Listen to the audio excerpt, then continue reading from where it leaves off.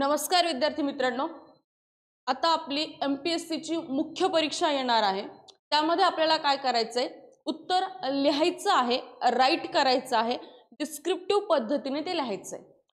तर ते कशा पद्धतीने आपण डायरेक्शन अकॅडमीच्या माध्यमातून शिकणार आहे किंवा आपला जो लाईव्ह आन्सर रायटिंग प्रोग्राम आहे त्यामध्ये कुठल्या पद्धतीने गोष्टी होणार आहेत त्याचा डेमो मी तुम्हाला या एका पर्टिक्युलर प्रश्नाच्या माध्यमातून देते। ओके, आता हा जो प्रश्न आहे हा आवर्ताबद्दल प्रश्न आहे। म्हणजे प्रश्न काय म्हणतोय, what do you understand by tropical cyclone. उष्णकटिबंधातील आवर्त म्हणजे, तुम्हाला उष्णकटिबंधातील आवर्त म्हणजे काय असं त्यांनी प्रश्न विचारलेला आहे। परत खाली एक सेकंडरी प्रश्न आहे, elaborate how tropical cyclone are different from the temperate cyclone. उष्णकटिबंधातील आवर्त ही कशी वेगळी आहेत तुमचे समशीतोष्ण प्रदेशातील आवर्तापेक्षा, इलॉबरेट करायचं आहे। काय करायचं आहे, इलॉबरेट करायचं आहे। आता हा प्रश्न का घेतला मी, कारण सायक्लोनवर प्रश्न प्रिलिम्सला येऊन गेलाय आणि सायक्लोन खूप जास्त न्यूज मध्ये आहेत। मग आपण याच पद्धतीने प्रेडिक्ट करणार आहोत की मुख्य परीक्षेला कसे प्रश्न येऊ शकतात। मग सायक्लोनवर हमखास प्रश्न येणार आहेत असं का म्हणतेय मी, प्रिलिम्स मधले प्रश्न मेन्स मध्ये रिफ्लेक्ट होतात म्हणून त्याच बेसिसवर आपण हा काय केला प्रश्न पाहिलेला आहे। आता बघा, लाईव्ह आन्सर रायटिंग प्रोग्राम असेल आपला डायरेक्शन अकॅडमीचा मेन्सचा, त्यामध्ये आपण काय काय शिकवणार आहे, कसं कसं शिकवणार आहे।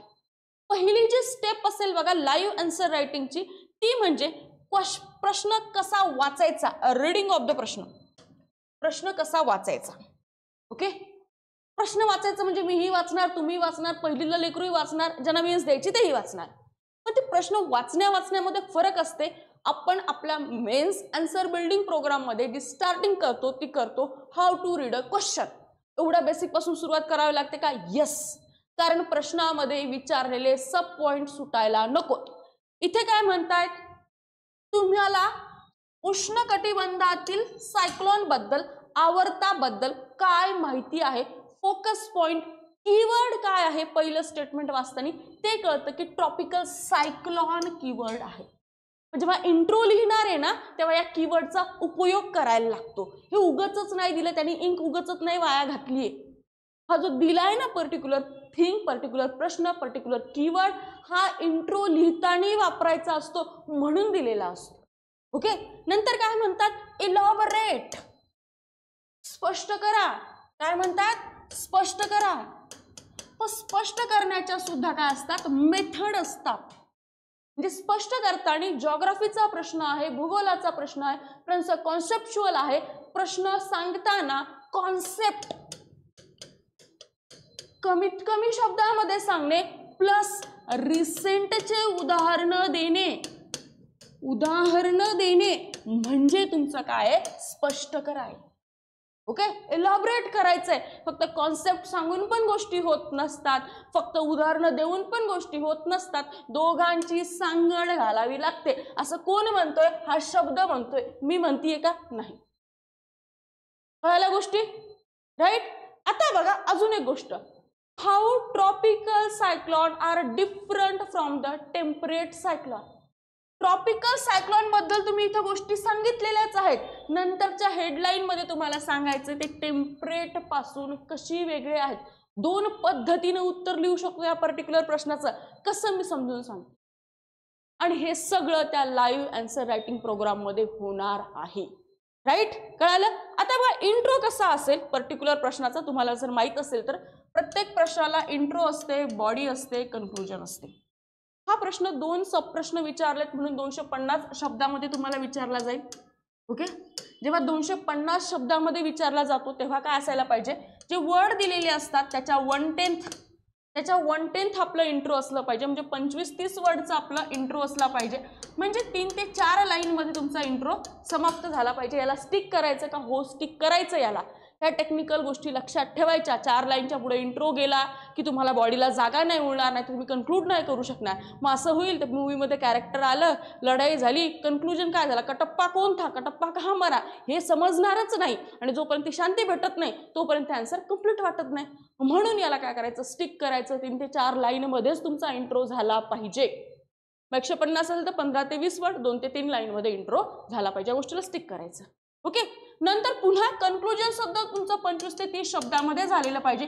उरले जे 200 शब्द आहे त्याची बॉडी आहे, मार्क तुम्हाला बॉडीचे मिळतात, नाही इंट्रोचे नाही कन्क्लुजनचे. Intro is like a introduction of the character in the movie.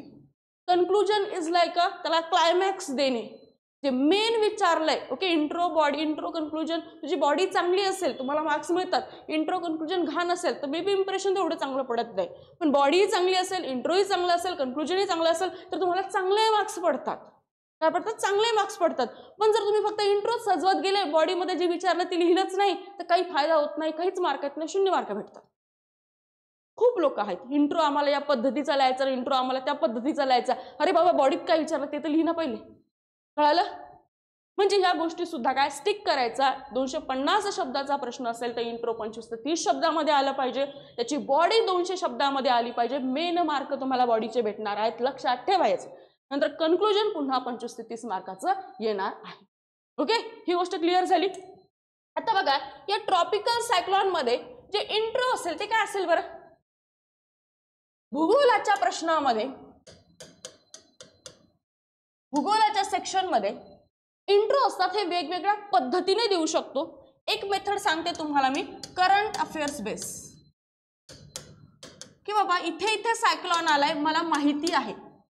Recently particular समजा तुमचा हरिकेन कुठे आलाय? अरबी समुद्र, सॉरी रिसेंटली हे चक्रीवादळ अरबी समुद्रामध्ये आलंय. या पर्टिक्युलर लाईन पासून सुद्धा तुम्ही तुमच्या आन्सरची सुरुवात करू शकता. त्याला म्हणतात करंट बेस्ड इंट्रो. त्यामध्ये सांगायचं या या महिन्यामध्ये आला होता, या या वर्षीमध्ये आला होता आणि त्याने खूप डिस्ट्रक्शन केलंय. मग काय करणार? याच्या सोबतच तुम्ही ट्रॉपिकल सायक्लॉनची डेफिनेशन सांगणार इंट्रो मध्येच, की काय असतात तुमचे उष्णकटिबंधातील आवर्त म्हणजे काय, त्याची डेफिनेशन सांगणार. ओके.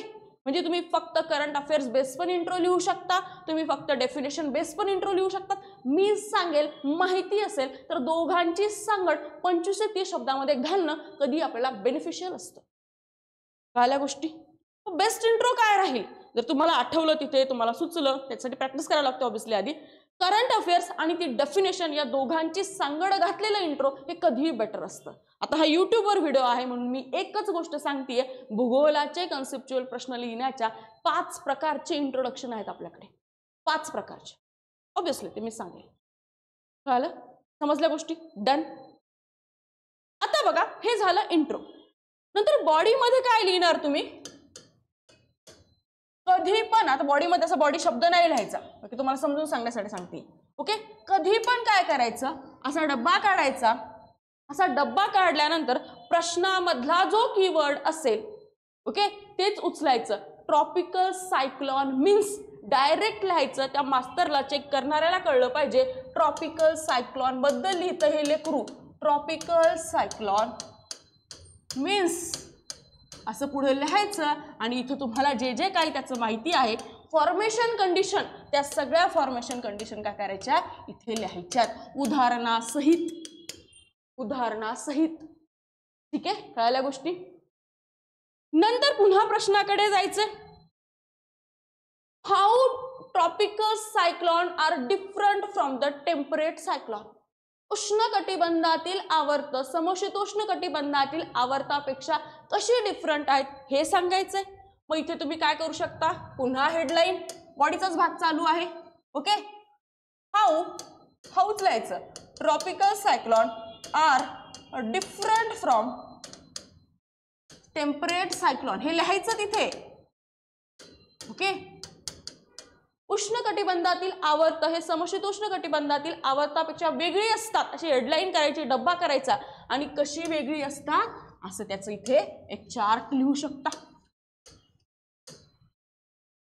काय काय करणार याच्यामध्ये? त्यांचा कुठे येतात एरिया, त्यांच्या टेम्परेचर कंडिशन, त्याच्या प्रेशर कंडिशन, ओके, त्यांचं काय म्हणतात डायग्राम, ओके, ह्या सगळ्या गोष्टी, किंवा त्यांच्या अँटी सायक्लॉनिक कंडिशन, ह्या सगळ्या गोष्टी इथे लिहायच्यात. इथे तुमचं येईल ट्रॉपिकल सायक्लॉन, इथे येईल तुमचं टेम्परेट सायक्लॉन.